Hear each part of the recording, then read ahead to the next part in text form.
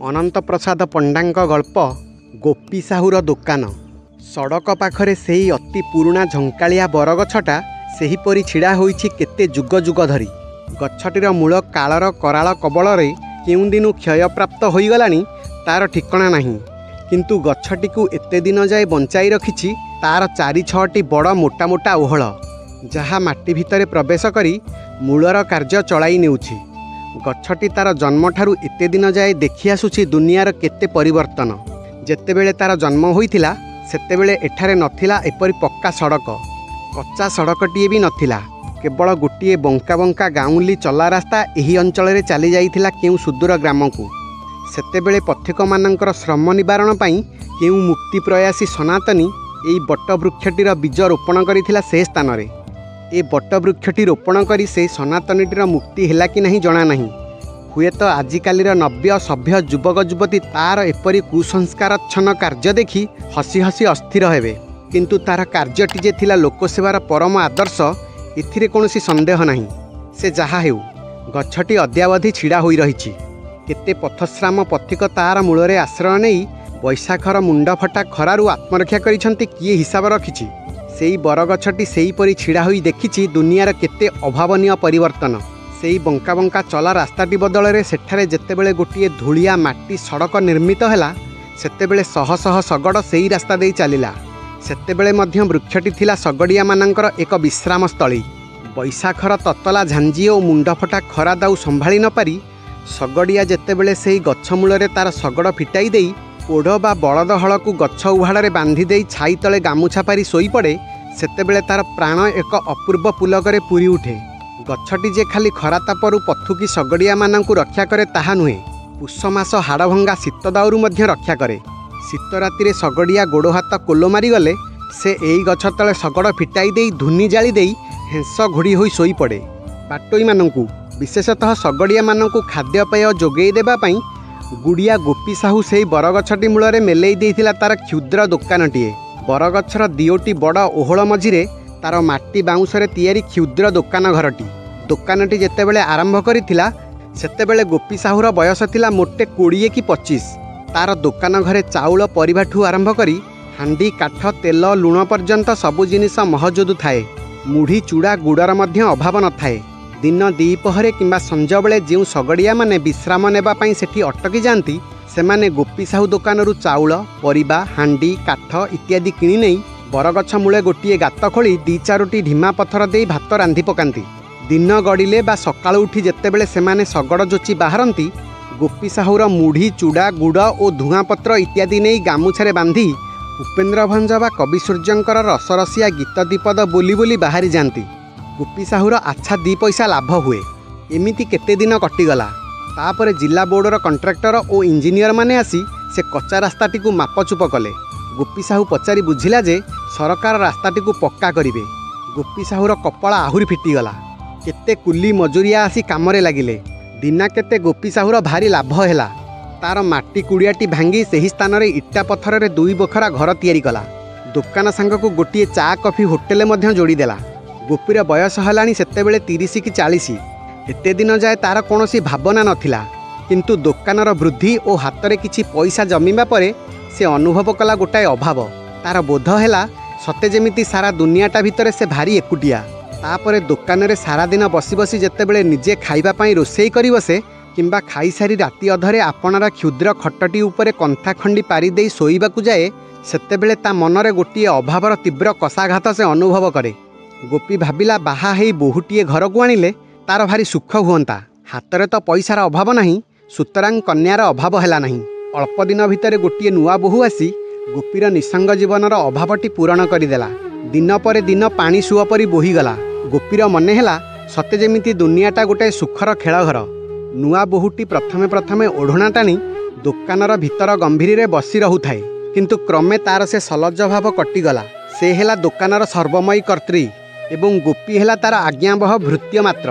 କିନ୍ତୁ ସେଥିରେ ଗୋପୀର ମନରେ ମୋଟେ କଷ୍ଟ ହୁଏ ନାହିଁ, ବରଂ ଆନନ୍ଦାତିଶଯ୍ୟରେ ସେ ଅନେକ ସମୟରେ ପୁଲକିତ ହୋଇ ଉଠେ। ହାତରେ ଯାହା କିଛି ଟଙ୍କା ପଇସା ଜମା ହୁଏ ସେତକ ସେ ସ୍ତ୍ରୀ ପାଇଁ ଅଣ୍ଟାପାତିଆ ନୋଥ ନୋଳି ଇତ୍ୟାଦି ଅଳଙ୍କାର ଗଢ଼ି ପକାଏ। ଏହିପରି ଭାବରେ 2-4 ବର୍ଷ ବିତିଗଲା ପରେ ଗୋପୀ ଆଉ ତା ଭାର୍ଯ୍ୟା ଉଭୟ ଅନୁଭବ କଲେ आउ गोटे नुआ अभाव पिलाटीए पाइबा पई गोपी पत्नीर भारी इच्छा हला।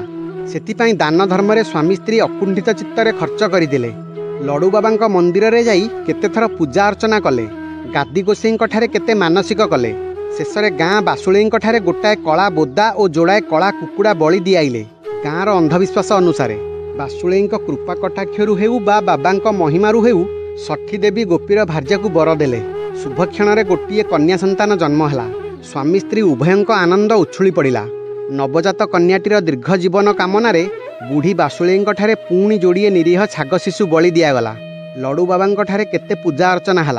महाप्रभुंकर दयार भंडार बोध हुए एथर उछुली पड़ा। पर वर्ष कार्तिक मास को पुणी गोटे कन्या। एहीपरि भाव 5 वर्ष 5टी कन्या पाई साहुआणी जेतेबेले 5टीर माँ हेले सेतेबेले मन कष्ट स्वामी को डाकी कहिले, हई हे विधाता बापुडार कौन किछि बाछ विचार नहीं। वर्ष को वर्ष ए माई पिला गुड़ाक जन्म देउछंती। जेते हेले तो एगुड़ा पर घरी पुओ पिलाटीए भला हुअंता। साहू दंपति पुणी अनुभव कले एक अभावर गुरु जंत्रणा। पुओ पिलाटीए पाइबा पई कामना करी गोपी एथर बासुळई जोड़िए कला बोदा और जोड़िए कला अंडेरा कुकुड़ा बलि पकाइला। ठाकुराणी बोधुए प्रसन्न हेले। 5 झियो परे साहू दंपति जेतेबेले पुत्र रत्नटीए लाभ कले सेतेबेले सेमानंकर आनंद कहिले न सरे। एथर पुअर दीर्घ जीवन कामना करी गाँ बासुळई आरंभ करी बड़ ठाकुराणी जे तारातारिणी तांकठाई गोटाए पोढ़ और जोड़िए कालिया बोदा बलि पकाइले। एहा भितरे रास्ता काम सरीगलानी। गोपी साहुर दोकान सामनार सेही धूलिया माटी सड़कटा एबे पालटी गलानी गोटाए पत्थर गढ़ा पक्का सड़क। पुली गुड़ाक जे जुआड़े सेठारु चलीगले। सुतरां गोपी साहू दोकानर आय बहुत कमिगलानी। किंतु गोटाए पेट को वर्तमान हेलेनी 8टा पेट। ता उपरे पुओ झियंक मंगल कामना 12 पुनेई 13 पर्व पूजा अर्चना बलि इत्यादि रे केते कण खर्च होई गलानी। किंतु गोटाए निशार झुंकरे साहू दंपति सेथिपे मोटे नजर देई नथिले। तेबे सगड़िया मानंक ठारु जहा 2 पैसा मिले सेथिरे गोपी कौनसी मते कष्टे मष्टे परिवारटी चलाई निए। किछि दिन परे बड़ 2 झियो विवाह होई गले। विवाह घर को टिके जाकजकमरे करिबा पई साहुआणी जिद लगाइला। सुतरां गोपी साहू बाध्य होई साहुकार घरु किछि ऋण आनी कामटा चलाई नेला। पाख पड़ोसी जाति भाई मानंकु आच्छा ग्रासे खाइबाकू देला। समस्ते धन्य धन्य कले। दिने सकाळ बेला गोपी साहू बसी दोकान पिंडारे दांत घसुछि। गोटाए घो घो शब्द सुविला। पिला गुड़ाए घर भितरु दांडकू धाई आसिले। साहुआणी मध्य घर काम छाड़ी धाई आसिला। गोपी चाही देखिला गोटिए कलशगड़ धाई आसुछि पं पं करी। केते यात्री 20 कि 30। गोपी भाबिला ता कपाळ आगेइला। एते यात्री एका बेलेके जदि पैसा पैसा कर जिनिस किणंती तेबे तो 5 अणा कि 7 अणार बिक्री हेबो एका थरेके। सेतिपाई साहू तरतर करी दोकान को जिबा पई उठी पड़िला। किंतु कलशगड़टा जेतेबेले तार दोकान प्रति टिकिए नजर न देई धूली उड़ाई धाई गला सेतेबेले अजाणतरे तार बक्ष पंजरा भेद करी बाहरी पड़िला नैराश्यर गोटाए दीर्घश्वास। गोपी भाबिला सकाळटारु सिना कलशगड़ धाई गला किंतु 2 पहरर मुंड फटा खरा बेले किंबा राति अंधारे निश्चय एई गछ मूले आश्रय नेबो। सेतेबेले निश्चय तार हांडी काठ चाउल केते बिक्री हेबो। किंतु 2 प्रहर जे कलशगड़ आसिला सेटा ए मुंड फटा खरा को खातिर न करी गोपी साहुर दोकान घर उपरे टिकिए मात्र दृष्टि न पकाई किंबा एते कालर आश्रयस्थल एई पुरुणा बरगछर छाई प्रति टिकिए नजर न देई धाई चलीगला गोटाए निर्मम दैत्य परी। गोपीर आशालता मूलरू छिंडीगला।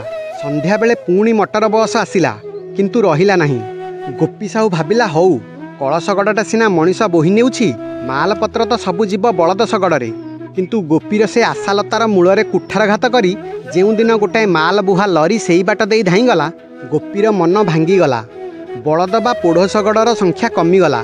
गोपीर आय मध्य बहुत कमिगला किंतु खर्च बढ़ीगला।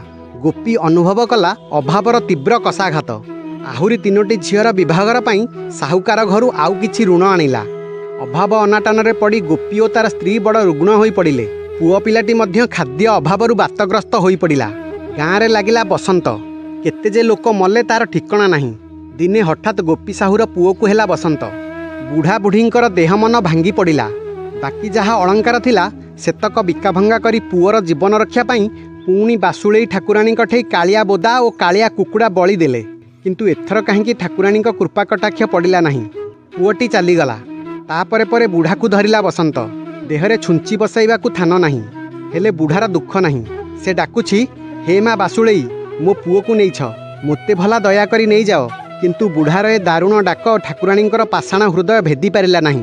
बुढ़ा पड़ी पड़ी भल हैला किंतु तार आखि जोड़िक चिरदिन पाई हराई बसिला। ପଥି ଧରିଛି କି ନାହିଁ ସାହୁକାର ଘର କୋର୍ଟରେ ନାଲିଶ କରି ବୁଢ଼ାବୁଢ଼ୀଙ୍କୁ ଘରୁ ବାହାର କରିଦେଇ ଯାହା କିଛି କଂସା ବାସନ ଥିଲା ନିଲାମ କରିନେଲା। ବର୍ତ୍ତମାନ ବୁଢ଼ାବୁଢ଼ୀ ଯୋଡ଼ିକ ବଡ଼ ନିଃସ୍ୱ ହୋଇ ପଡ଼ିଲେ। ସେଇ ବରଗଛ ମୂଳରେ ଗୋଟିଏ କୁଡ଼ିଆ ଘରେ ଦିହେଁ ପଡ଼ିଥାନ୍ତି। ଦିନବେଳେ ମଟର ବସ୍ ଗଲାବେଳେ ବୁଢ଼ା ହାତ ଧରି ବୁଢ଼ୀ ନେଇଯାଏ ରାସ୍ତା କଡ଼କୁ। ବୁଢ଼ୀ କହେ, ହାତ ବଢ଼ାଇ ମା ଆଗେ ପଇସା ଅଧଲାଏ। କେତେ ବସ୍ ଯାଉଛି, କିନ୍ତୁ ବୁଢ଼ାର ପାଟି ଫିଟେ ନାହିଁ। ସେ ଅନୁଭବ କରେ ସତେ ଯେମିତି ଏଇ ବସ୍ ଗୁଡ଼ାକ ତାର ଦୁର୍ଗତିର ଏକମାତ୍ର କାରଣ। କ୍ରୋଧ ଓ ଅଭିମାନରେ ତାର କୋଟରଗତ ଜ୍ୟୋତିହୀନ ନୟନ ଯୁଗଳରୁ ବୋହିଯାଏ ଦୁଇଧାର ତତଲା ଲୁହ। କାହାଣୀ ଯଦି ଆପଣଙ୍କୁ ଭଲ ଲାଗିଥାଏ ତେବେ ଚ୍ୟାନେଲକୁ ସବସ୍କ୍ରାଇବ୍ କରିବେ।